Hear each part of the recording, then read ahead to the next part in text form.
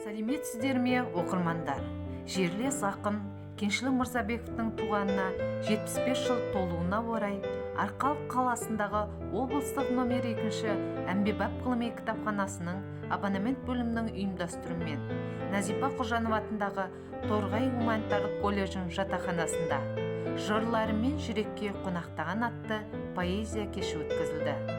Қазақ поэзиясында ерекше орны бар ақындардың бірі Кеңшілік Мырзабеков.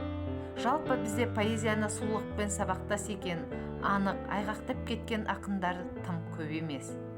Тек өкінетіміз Төлеген Айбергенов бастаған осы шоқтай шоғырдағы ақындарымыздың барлығы да өмірден ерте кетіп қалды. Торғайдың ақындық мектебінен түлеп ұшқан талантты ақын Кеңшілік Мырзабековтың қазақ поэзиясын жаңа қырынан дамыту жолында атқарған еңбегі ұшан теңіз. Оның дүбірлі дәурен, көктем көкжиегі, революция перзенттері, балалық шақ балладалар атты жыр жинақтары қазақ лирикасының, қазақ балладасының музасы еді. Ақынға арналған кеште Назипа Қожанова атындағы Торғай гуманитарлық колледжінің студенттері Қонарбай Жібек, Сансызбай Мұхамбетнұр, Қуанышбай Розаның орындауында Кеңшілік ақынның ерте кездегі жыр әлеміне енді таныла бастаған балаң кездегі өрнекті өлеңдерін назарларыңызға ұсынды. Дүниеге іңкәр Мүбәрак ақынның тұңғыш жинағы 1978 жылы жазушы баспасынан іңкәр дүние деген атпен шыққан болар. Ендеше Кеңшілік ақынның ерте кездегі жыр әлеміне енді таныла бастаған балаң кездегі өрнекті өлеңдеріне қабыл алыңыздар. Гүлара Кескін, орындаушы Қонарбай Жібек. Гүлара Кескін 16 жаста еді. Гүлара Кескін, өлімге жүрген керекпіз.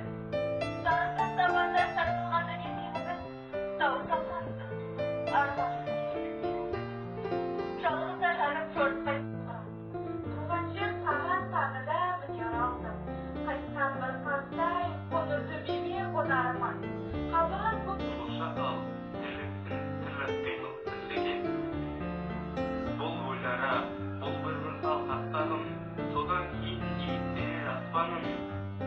Келешек ұрпақтың поэзиядағы, өнердегі талғамын қалыптастыруда, тәрбиелеуде Кеңшілік ағамыздай дара ақынның да жыр әлеммен жүйелі таныстырып, насихаттап отыру өте маңызды.